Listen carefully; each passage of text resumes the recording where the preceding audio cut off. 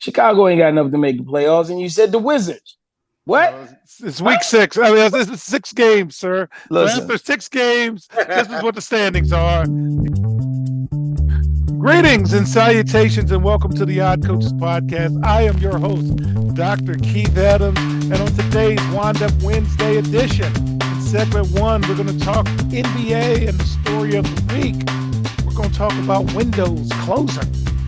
Segment 2, WNBA, new age, new money, new everything, also new responsibilities for coaches. And if you're not meeting those responsibilities, you're out of here. And in segment 3, we're going to kick off the men's and women's college seasons by talking about teams to watch. But first, top 6. It's early in the season. It's okay. Eastern Conference, Cleveland, Boston, Knicks, Magic, Nets, and Bulls. That will change every week because on the outside looking in, based after 6 games, are the Wizards, Heat, and Hornets. So let's get some panel thoughts. First and foremost, our coach who is in season, Coach Alfred Johnson. Coach, any thoughts on the Eastern Conference as we begin this season?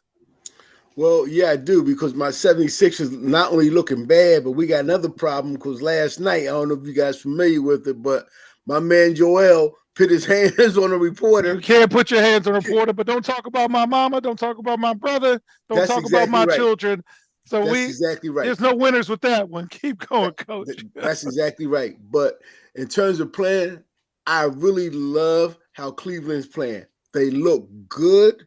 They look so much of a team as opposed to last year. They were good last year, but they look better this year in terms of understanding each other's roles.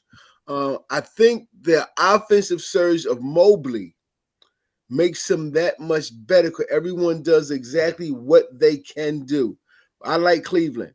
Even though they're not winning, I like the young team in Detroit. Detroit got some nice young players. They're missing a veteran or two more, but they got some talent. The Knicks, Cat is finding himself. And if he continues to do that, they will be fine. But right now, Cleveland and Boston in the East are the best. Listen, you get Milwaukee last night. Their 2 starters, the Freak and Damon, they scored about 78 points between them, and they still lose. And we'll be talking about windows closing too. That window's closing, and another week people are gonna be calling for Doc's head. Well, that window closed when they hired Doc. But go ahead. That's true. No, that's very true. That's a good tag in for Doc. Go ahead. What are you thinking early on in the East, Doc? I could care less right now. Only thing I could care less because they trying. You just mentioned with Cleveland and Chicago, and ain't neither one of them got enough. Cleveland has enough to sustain and make some noise. He'll make the playoffs. Chicago ain't got enough to make the playoffs. And you said the Wizards. What? It's week 6. I mean, this is 6 games, sir. Listen, so after 6 games, this is what the standings are. Argue with me. The only thing the thing that I have been paying attention to, and that I say about this beginning, I'm with Coach though. I do like I always thought Detroit had good pieces. It was a lot of young talent. They needed to mature. I put Detroit and Houston in kind of the same category. Nothing but a bunch of young just athletes. Yes. Just take the dump truck and just open it up and just let it all fall out on the floor and throw a ball up in there, and they just gonna do what they do. They do need a veteran. But this year, man, continuous is the Boston Celtics revenge tour because Jason Tatum is lighting dudes up. I mean, yes, he is. He looking like Kobe out here. I do not want to. When he comes to town, I'm telling my mama to stay home. I'm telling my sister, my girlfriend, I do not want to be embarrassed. So I'm staying home. I'm gonna even come up with a bad hamstring that night because I ain't covering him, dog. That's the one thing with the East. That's the one thing that's got because he is lighting fools up. So that's it. All right, and our favorite team leaders here, Mike King. Mike, Any thoughts on the Eastern Conference? And yes, we will start with you on the next one. What do you think, sir? I think Boston's like they're in the AFC East, and they're Tom Brady in the prime. And yeah, there's like a Jets have a year. That's Cleveland. They'll show up and they'll get their 10 wins because someone's got to beat the other two. Right. In the end, we all know what's going to happen. I mean, we got 76 more games to pretend, and then Boston's going to win the East. We'll see about everything else, but they'll win the East without worry. I'm sorry. You shouldn't have said it that way. Yes, he should have, because it was good. It was all true. It's all true. All right. Western Conference, OKC, Phoenix, Golden State, Lakers, Rockets, Mavericks, outside looking in, Minnesota, Kings, and Memphis. Again, we're 6 games in, but I've got to get our number one Oklahoma City Thunder fan his time. Mike King, the floor is yours. I just love this team. I just love watching this team so much. They played 6 games. You know how many people have scored 20 points against them? So 3. Everyone scores 20 points now. Got 3 guys that have scored 20. Wemby scored 6, and they wanted to pretend he was sick. The next night he played, and he had like like a 25, 12, 5, 5, and 4 stat line or something crazy. He played the next night. He was fine. 6 points. He was garbage in that game. They locked him up, and what they do, they keep cross matching. They got Caruso, they got Jalen Williams. They'll put him on your 7'5" guy. Put Chet on the other guy. You want to switch? We got Chet playing Wemby. It's fine. Like, they can do whatever they want, and they don't even have Hartenstein yet, who was an elite defender last year. They don't have Jalen Williams, the bad Jalen Williams yet, who was a very good big. Like, they're doing this with their small ball lineup. It's going to be crazy to see what they can do when they've got all their pieces. Plus, they haven't played well offensively yet, and they win each game by 12. So they're doing all sorts of – and every day is a different lineup, and the coach is doing it because he doesn't care, because we can put any lineup out there. We got Wiggins, former Terp, maybe the only good one. He's great. He didn't want to start at Maryland. He wanted to be a backup. He wanted to be a 6-man, and now he's found his 6-man role. We got him. We got Caruso. Dort usually starts. Isaiah Joe, sometimes he starts. Sometimes he lights it up from 3. They got 8 guys that are, I think, in the top 20 in defensive rating. The difference between the Thunder and the 3rd best defensive team is the same analytically as the difference between the 3rd best team and the 30th best team. They're historic defensively. What else can you say? Just love it. I watch every second I can, every post-game interview. Draymond Green thinks they're not a title contender because they do group interviews. They're a team. They're 20. They're all 22 years old. They don't know yet. This is what's going to happen when they're 20, when they're all 25. I love social studies people, man. We're data-driven. George, any thoughts about the West? And yes, I'm making you go after Mike King, who's held that in for some time. What am I supposed to do after this OKC love fest? I mean, I don't even know Young where to legs go. run free. They got a bunch of dogs out there. They do. They got a bunch of young dogs. But besides that, we do still have a whole conference of basketball.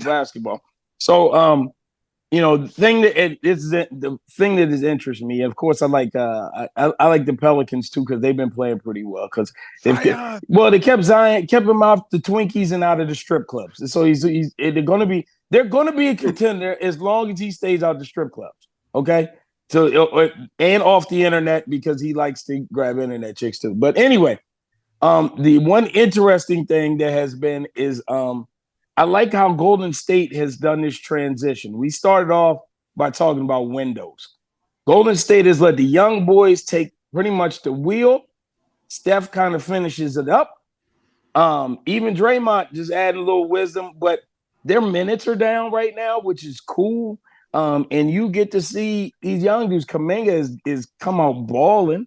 And that's something I think we all expected. So it's going to be interesting. I'm going to keep watching that. But my main thing that I'm going to keep watching is I want to wait until we gets later on in the season, because can't wait till Anthony Edwards goes off and punches your boy in the mouth, because he's going to cost him games. Yes, I'm talking about that former New York Knick there, Coach Al.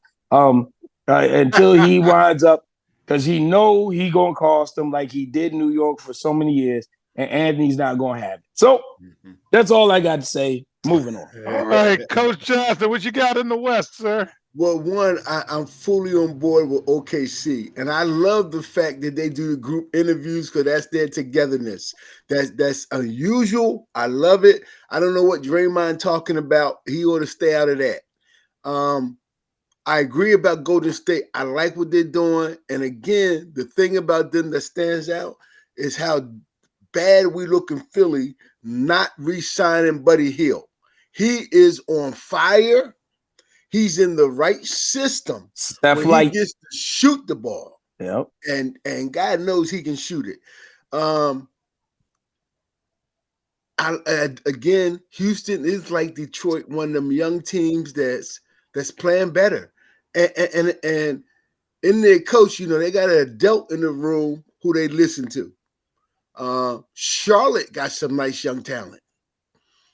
They're not there yet. No. They're not close to there yet, but they're a couple pieces away. I'm up and down about Dallas. I'm up and down on them because I don't like Luka's shot selection. I just, listen, he is beyond talented. But his shot selection to me is not great, and I think it cost them more than anything. Coach, we ain't like Luka's shot selection for 5-6 years now, but it should keep working. So I agree, man. Yeah. I agree. All right, so fans, as we talk about basketball, and I'm gonna provide the panel the opportunity to respond to this, there's a couple of things in terms of windows closing. 65 game club is what I affectionately call it because guys today, for whatever reason, are going to play 80, 81, 82 games. In addition, young legs run free. So when you've got young legs out there, plus teams not playing a lot of extra games, you then get into a situation where your seeding is in trouble. So in the Eastern Conference, I got the 76ers, the Bucks, the Knicks, and the Heat. Window is rapidly closing. That's how I'm looking at it because I don't think these teams are constructed to win 7-game series moving forward in the postseason. And in the West, Phoenix, Golden State, Lakers, and Denver, I think they got to play out the string. And the worst team out of that is Denver because management decided not to be great. It wasn't the players who decided not to be great. The management decided to start checking data points with how much somebody's making and so forth. So I'm going to start off with our coach. Coach Johnson, out of the teams that I've mentioned whose windows are closed, and I'm not looking at as serious title contenders, any thoughts on the teams I picked and any team you have whose window you think, hey, guys, this is just not going to work out for you? I definitely think Denver's window's closing. And again, like you, I actually feel bad for the players because they had something special going on. And then, like you said, management started pinching dollars, and they are not an up echelon team. They are not anymore. The more I watch the Lakers, I kind of like them much better than I did last year. I kind of like them. How many games they going to play, Coach? They're going to play 65 plus. It's an 82-game season. Yeah. You think Anthony Davis is really going to really dig in and LeBron talking about playing 82 games? I do. I like JJ. God bless them. I do. Come on, man. I do. I don't think they're going to play 82, but they're definitely going to play between 65 and 72. All right, George, what do you think, man? Am I being too hard on these Eastern and Western teams? What do you think about the windows closing? No, because the windows, they are. I mean, stuff like this got us, and like, this is why I hate the beginning of the season. They're going to get us talking about the Lakers again and all these other teams. Look, and Klay Thompson's got 20 points. Look, man, as we get down the road and going, Father Time going to kick in, and these young boys going to keep running. And let's be honest, Lakers, Phoenix, and Milwaukee are facing the same problem. You got superstars making a bunch of money, and you have no help. So the only difference is with Phoenix and LA, their superstars are brittle. They both all are made of glass. Anthony Davis gonna break down. Devin Booker gonna break down. KD is on one leg, he's still killing, but and when is Bradley Beal ever gonna show up? Please, somebody tell me. Oh man, that's true. Good Somebody question. tell me.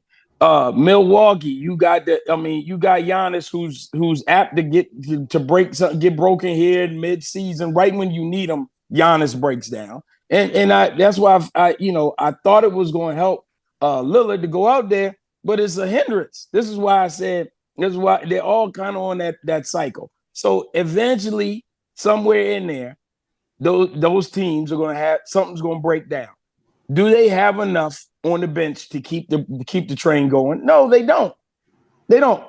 I mean, the Lakers going to look good at the beginning of the year, and as we start going, the wheels going to start falling off. So it is, and it happened last year. That's how the Lakers went out and won the tournament, got the little pretty cup and all that, and LeBron popping champagne, and then you saw about a month after the tournament was over, where were they?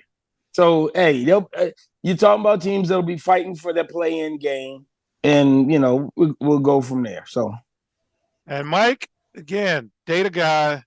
Your team actually is a nice young team, and they're killing people right now.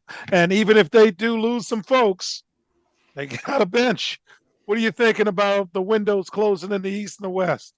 The best team in the East and the best team in the West have all their superstars under 30. The best teams in both. For the Celtics, they're 28 and 26. For the Thunder, they're 26, 23, 22.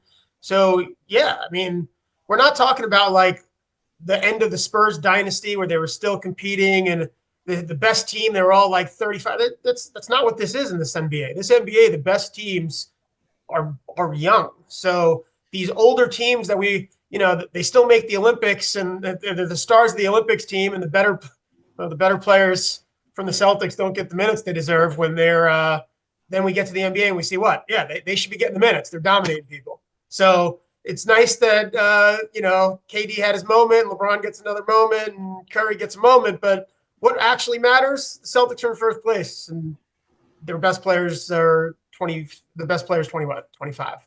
Go ahead, George. I said the way it looks now and how you're going to have to do it, you're going to have to be, and GMs are going to have to take their time.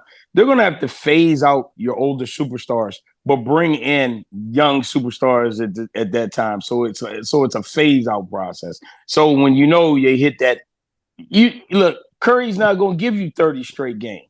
So what are we going to do? Bring in another shooter like Buddy Hield who's like a Curry light, and he can fill it up. And you got Kuminga filling it up, and you kind of fade, Curry's minutes can go down. He doesn't have to play 35, 30, 40 minutes a game and keep going. But that's what the new NBA is going to look like. You're going to have to get a mob of young dudes to merge with your older players and try to have it and create a balance there, because it's not going to be, this ain't the days of the Celtics with, 18 years of Larry Bird and the Lakers with 18 years of Magic and Kareem can play forever, because the style of basketball has changed. So because the style changed, you can't get that. Since basketball went from starting in the paint out, it doesn't work anymore. You can't do it. And the other side of that, you have the Thunder with all the young people, so they get rid of Giddey to get Caruso, who's a better fit to add of that. Yes, and now we get rid of the defensive liability. There are no weaknesses on the floor. All right, so fans, when we get back in segment 2, we're going to dig into the WNBA. With success comes challenges, and management's not having it. We'll be right back on the Odd Coaches Podcast. This is Dr. Keith Adams, president of the CKA Save Project and author of Finding the Balance, My Personal Journey to Academic and Athletic Success. This book is your key to unlocking the secrets of being a successful student athlete. Drawing from my 30-year career as a teacher and coach, this instructional guide offers a unique perspective on achieving success in both academics and athletics. with over 15 personal stories and insightful anecdotes. Finding the Balance is a must-read for student athletes, parents, coaches, teachers, and administrators. Visit www.ckasafeproject.org to get your copy and start finding the balance today. Welcome back to the Odd Coaches Podcast in segment 2. We're going to talk about looking for a new coach. More than half of the WNBA's 13 franchises are looking for a new coach. And some of these coaches have been hired, and by the time this comes out, a few more probably been hired. But since the end of the 2024 WNBA season, 7 teams have parted ways with their coach. And part of this is with added exposure, added money, added revenue, added attention. Why are we losing? So, fellas, how do you look at this? I'm going to start off with you, Coach. You've been in the business multiple decades. This happens in men's basketball all the time, no matter what the level. And now women's basketball is under this type of scrutiny. Any thoughts on these coaching changes? Well, again, when women coaches have talked about wanting to be equal to the men, this is an example. You know, they're getting fired left and right. And some of them had winning records, but then you look at the fact that their career record is below 500. They're having problems with their star players and so forth. Management's making a change. I see where the Fever just hired, and again, she may be a good fit for them. Stephanie White, she may be a good fit for them. So an old friend of ours, Coach Donnie Marsh, who is a long time men's basketball coach, was a hell of a player at Franklin and Marshall. Went out, a long time ago. His son, Tyler, who was an assistant with the Aces, just became the head coach with the Chicago Sky. I think the young fella's going to do a good job, but it was good to see him get such an opportunity and with a team with talent, because generally, a lot of time coaches get teams that they got to try to rebuild, and 2-3 years they out of a job. So this young man is stepping into a good situation. Okay, George, your management. You've had to make tough coaching decisions. WNBA, again, more than half of the teams have made a change. What are your thoughts on the new WNBA leadership model? It's reactionary. I think this is they're growing too fast and they don't know what to do. You instead of cultivating, a lot of these teams were very young. Fever, the Sky, when your signature players are as young as they are, you got to give them. You got to give some time. You got to give a year or two. But reactionary to the time, we got to put winners on the court.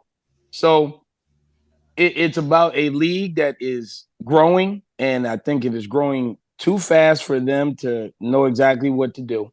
And these are reactionary moves to the growth that's happening. Growing happens in spurts, man, but you got to give the pillars of the organization who are going to carry this in and keep this growth going. You got to give them stable environments. And we've seen in football enough times when you create an unstable environment, what happens to a star quarterback? Look at poor Bryce. Look at Bryce Jones right now. So I don't want to see that start to happen, because Angel Reese is not going to be Angel Reese if we don't have a stable environment. Therefore, Caitlin Clark is not going to be Caitlin Clark. But those two players have cachet that, look, if it comes down to it, we'll leave and go somewhere else where there is a stable environment and go to Las Vegas or somewhere like that. But yeah, I think it's just reactionary. I think if I was GM, I'd look at my own and be like, look, man, we got to slow down. We got to create a solid base here. And I hate to keep harping on the Aces, but they did a great job organizational wise because they have a solid organization in place. They will withstand players getting older and transitions and stuff like that. But when you keep doing these reactionary things, i.e. Washington Wizards, you won't keep you're going to end up, you're not going to be able to establish nothing. It's Well, been one of our colleagues, Suzette Thoms, says the end of nepotism is here. yeah. So, Mike, you have been a part of a lot of leadership changes in your career. Any thoughts on the WNBA making these changes, especially after a year of such growth, development, and attention? Your thoughts? And money. So when there's more growth, there's more attention, there's more money.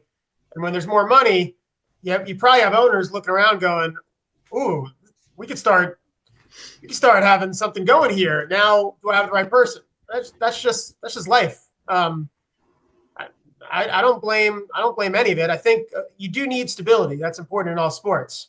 But when money's involved, and there's more eyes, there's more people watching going, what are they doing? I don't know how many games I watched. It was like, Caitlin Clark's playing how many minutes? What are you doing? What are you doing? She doesn't get to sit on the bench. Like, we talked the whole about how she's tired, how there's no break, and you're just playing her 30 the whole game. Like, what are you doing? When you have people that don't know as much that are able to watch, like me, going, it doesn't make any sense. I think that's part of it too. But the main thing is money. I think you have a lot of owners right now going, wow, I might have bought a lottery ticket that just hit, and I'm gonna have the right person. So I'm not mad at anybody. I love hockey. Hockey, you start off 0-5, you're gone. Like, pretty much across last year, the team that lost in the finals fired their coach early in the season. That's how it goes. All right. So for me, the bar's been raised, and nobody wants to be left behind. And finding the right coach to attract free agents, finding the right coach to not only get but sustain fan interest.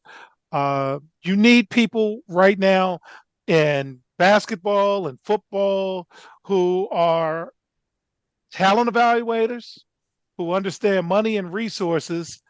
And again, if you win, they come. And building a championship team is hard.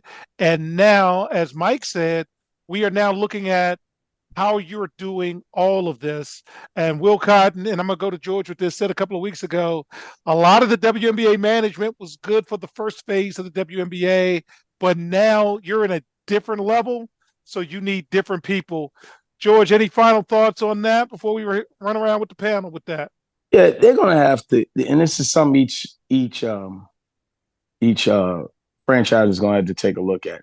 Because each year, if you're an effective franchise, and I get this, like you want to talk about the Patriots from back in the day, from that dynasty run they had.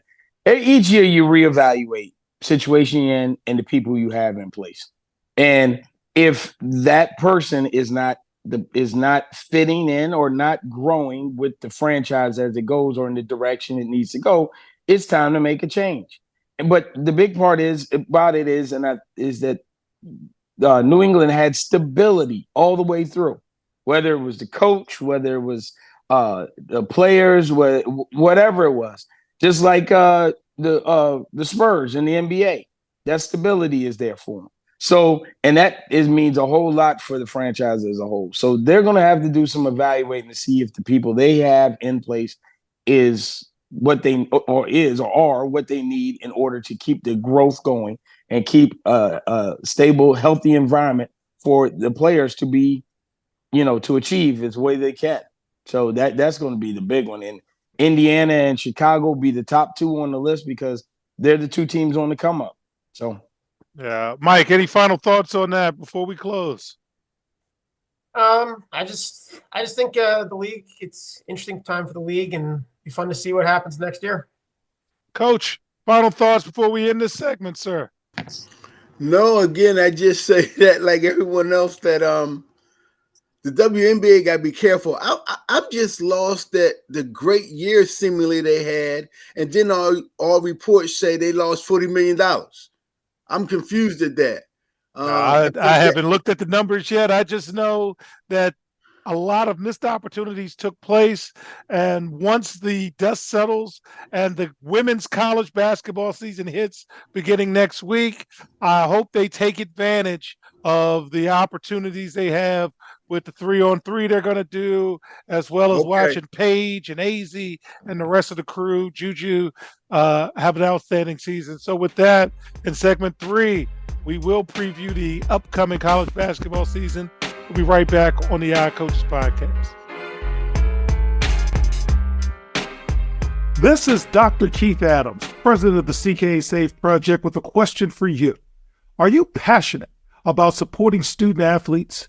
If so, then become an official member of the CKA Safe Project and make a difference today. With your membership, you'll be able to help us provide essential academic and athletic support to underserved communities nationwide. Join us in empowering student athletes to achieve their full potential, both on and off the field. Together, we can build a brighter future through education and sports. Visit ckasafeproject.org and choose your membership level now. $25 is a bronze level membership, $50 is a silver level membership, and $100 is a gold level membership. Be a part of the change. Become a member of the CKA Safe Project today. Welcome back to the Odd Coaches Podcast in segment 3. College basketball is here and will be here through April. And yes, the Odd Coaches Podcast is planning to go to San Antonio for the men's Final Four. So let's go to our preseason top 10.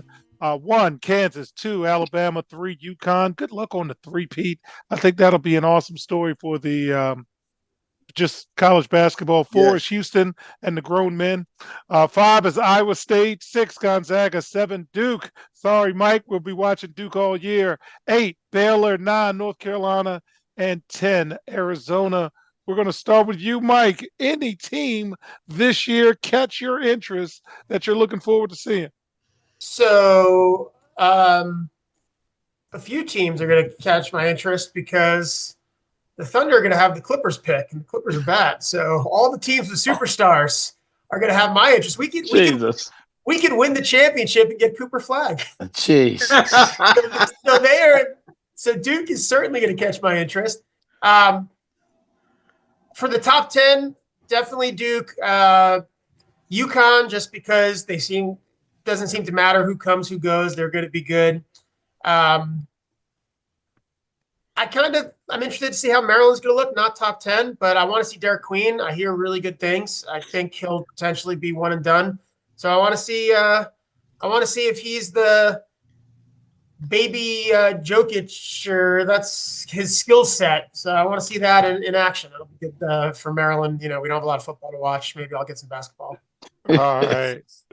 George, you've had another week to take a peek at this. Any thoughts about who you'd like to see this year on the men's side? Duke. I mean, there's a headline. This is like the Leitner, Grant Hill, Hurley days. So you want to see them because they got a cavalcade of stars out there. And I'm interested. I definitely want to see Houston, boy. Houston is the UNLV of the 90s. My man Sampson goes in, clears out all the group homes, and brings them out and puts them out on the court, and they go and they play lockdown D like we back in the jail yard, and they score. So I want to see Houston. I'm sure they got a parole officer with them everywhere they travel. Coach Johnson, save this before we transition to the women. I love that. Duke, clearly. I mean, Duke is actually set up for the next 10 years almost in terms of their recruiting. They got a class coming in that's pretty good. Yeah. Yep. And they got like you said, they got so much talent right now. Them young fellas seeming to like each other. They want to play together. It's going to be exciting to see. Houston is always great to see. The team I'm pulling for, I think, have some players. I like to see what Indiana does. Indiana's not bad. I like to see what they'll do. Also, again, UConn, I think it would be a great story for basketball if they three-peat. Yeah. And the thing about that is I'm happy for young Hurley. At the same time, I'm feeling bad for his brother. His brother. Did you see what Duke did to them? Duke literally destroyed Arizona State. They doubled the score. They almost doubled the score on them. Yeah. Well, Coach, selfishly, I want all blue bloods in the Final Four because 0.5 an hour in Phoenix, and we had a bunch of fans that didn't know how to handle the Final Four. So I need some real teams in there. Speaking of real teams, What's wrong with Houston? man, come on What's wrong now. with Houston? And coach, you reach way back in the back pocket for that Indiana one. I Good God, did. I Lord, did. have I mercy. did. All right. Well, with Houston, as you said, sir, I don't want to walk around, Well, with the element anyway. well, All about right. seven. Well, at least 7 of the boys on Houston's team already got. They can buy alcohol legally, so it's not an That's issue. true. It's not an issue because they, the one Okay. point guard 28. So go ahead, go ahead. He got grown Women's. men on his team.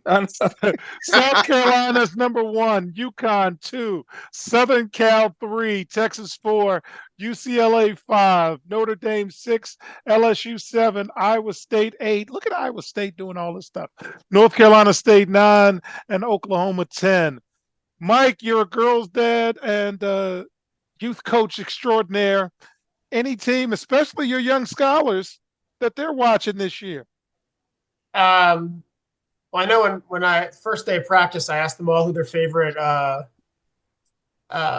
basketball player is, and a lot of them went with went to college, went to UConn. They didn't go with the pros. You didn't hear, you heard some of the names you'd expect to hear, but a lot of them went college. So UConn's got a star, Southern Cal's got a star, South Carolina's got stars. So those are the teams that everyone's going to focus on. That's the thing with women's basketball for college. It's very, very star heavy, and that's how it's been. That's kind of how, and that's where until Caitlin Clark was at Iowa and was able to drag whatever was on the team with her to a Final Four. The good teams have all the stars. That's what we're going to watch. I hope one day the women's game could be a little bit more like the men's game, where you could have more of these great teams that can, overcome not having a star. But that's at least what I see. Second week for you. You've had a chance to dive in. Anything of interest for you headed into the women's season? Mike, I want it. Women's college basketball right now is like men's college basketball in the 90s or 80s, 90s, whatever. And that's the evolution.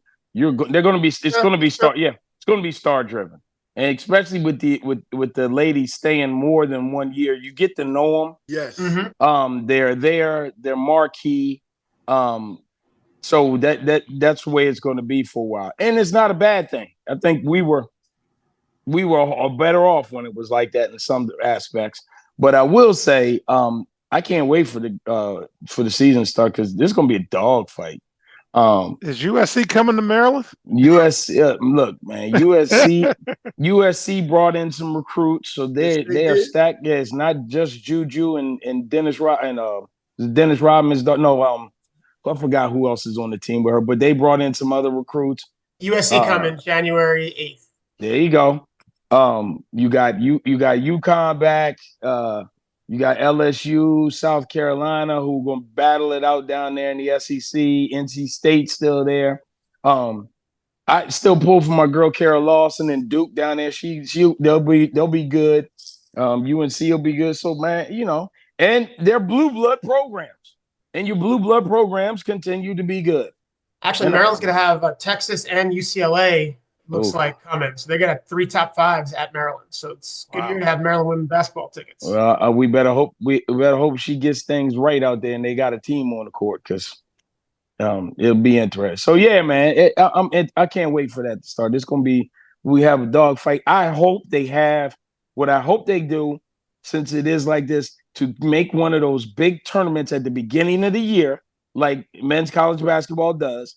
Well, they don't need to be playing on an aircraft carrier, but wherever the hell they go, Bahamas or whatever, and you get the top 4 or top 5 teams in a little round robin tournament scenario or something. Because I love that at the beginning of the year where you get to see Duke versus Michigan State and Kansas versus Carolina and early on. So I hope college basketball can start that. All right, Coach, what you got?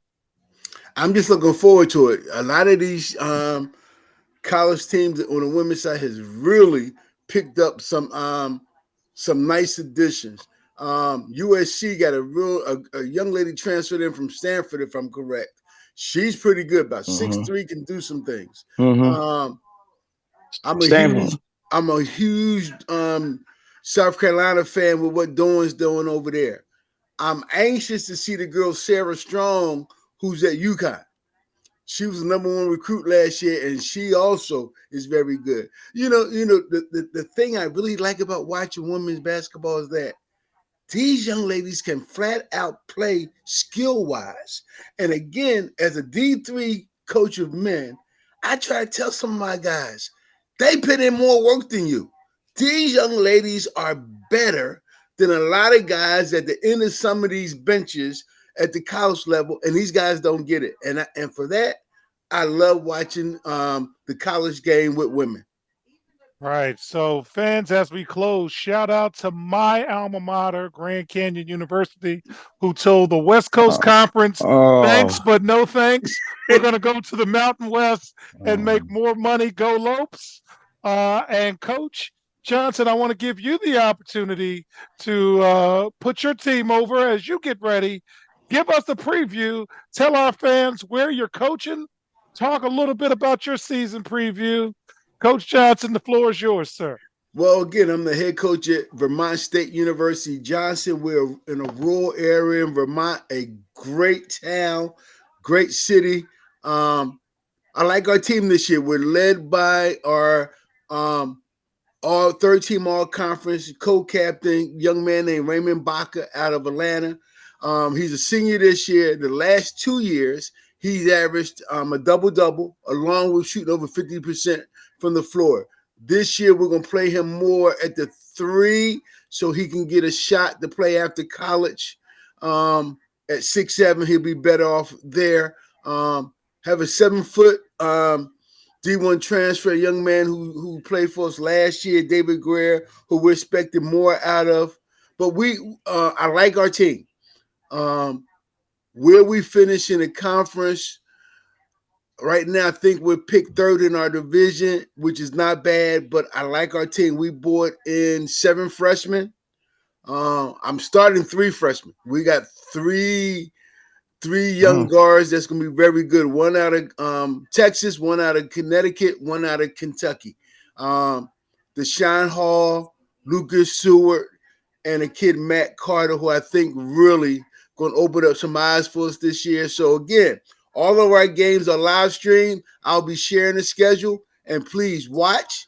And if you have anyone that can help us, give me a call. All right. And, Coach, do you have your website information so our super producer, Kelly, can put it on the screen so all of our fans can follow your team this year? You can go to VTSU Badgers, BADGERS.com.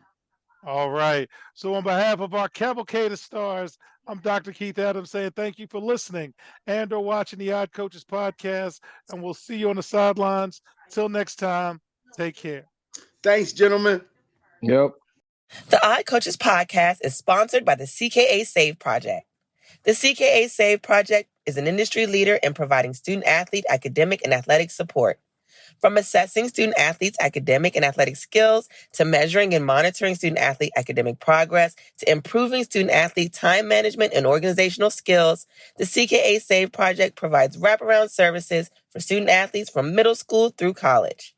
For more information, visit us on the web at www.ckasaveproject.org or schedule a free consultation with Dr. Keith Adams by emailing cka@ckasaveproject.org. We hope you enjoyed today's show. The Odd Coaches podcast drops new episodes every Tuesday through Friday on most weeks. Make sure you subscribe to the Odd Coaches podcast on Apple Music, iHeartRadio, Podbean, Spotify, and YouTube. Follow the Odd Coaches podcast on Twitter and Instagram at Odd Coaches. Follow Dr. Adams on Twitter and Instagram at CKA Save Project. In addition, follow Coach Mike Francis on Twitter and Instagram at Coach Franchise, spelled Coach FRANCHIZE. For more information about the CKA Save Project, please visit them on the web at www.ckasaveproject.org. See you next time on the Odd Coaches Podcast.